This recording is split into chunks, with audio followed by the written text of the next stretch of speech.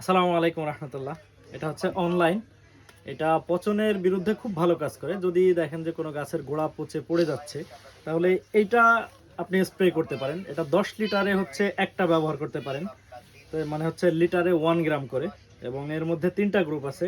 Tricyclazole, বিসমাথিওজল এবং হচ্ছে কাজুগামাইসিন।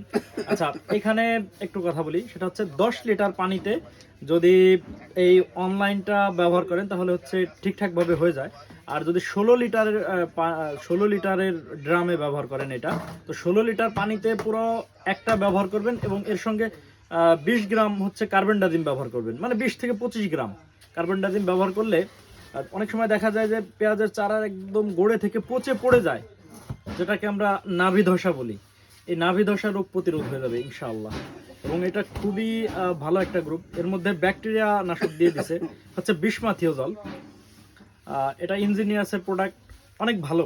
মোটামুটি কয়েকটা সচরাচর প্রোডাক্টের মধ্যে এই একটা পচনের বিরুদ্ধে খুব ভালো কাজ করে।